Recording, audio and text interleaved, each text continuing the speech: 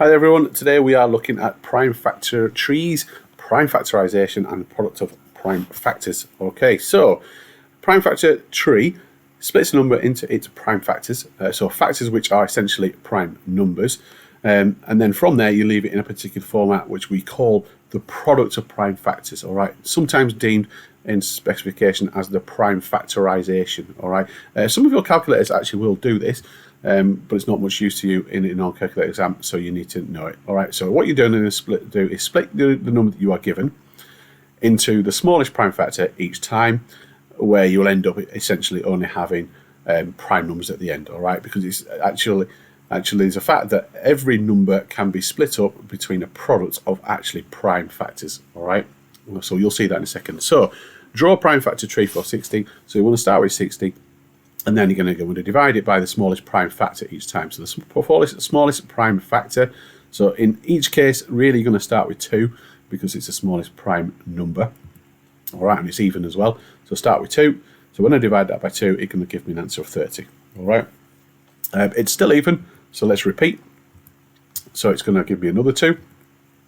And I've got 15. At this point, it's no longer even, so I'm now moving up the chain of prime numbers to see what else I've got. Well, 3 goes into this one, so divide it by 3, and you'll notice that when I divide that by 3, it gives me another prime number, which is 5, so I am now finished, all right? So 2, 2, 3, 5. So that is a prime factor tree for 60, and you'll notice that all the prime numbers have been circled, so you can see that they are prime, okay?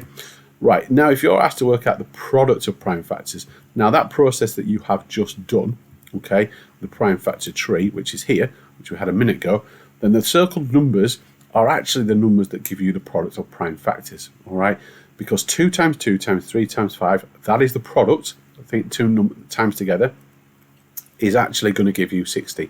So 60 as a product of prime factors is times all these prime numbers together, and you will get 60.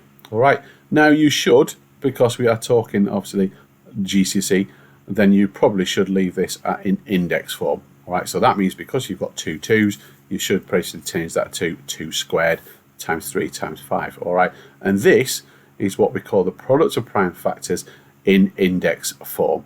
All right, please make a mental note, please make a note of this entirely, because again, you will see this come about somewhere in past paper questions and obviously potentially your next exam. All right, the product of prime factors, or the prime factorisation. So using the prime factor tree to support you in doing it. Now, if you need obviously some practice on doing that, then please do get yourself on maths-school.co.uk. There's obviously a website link at the bottom, and make sure you get on top of this, because it's a process which is relatively straightforward, and I'm sure you should pick up the marks in the exam. Okay, thanks for listening.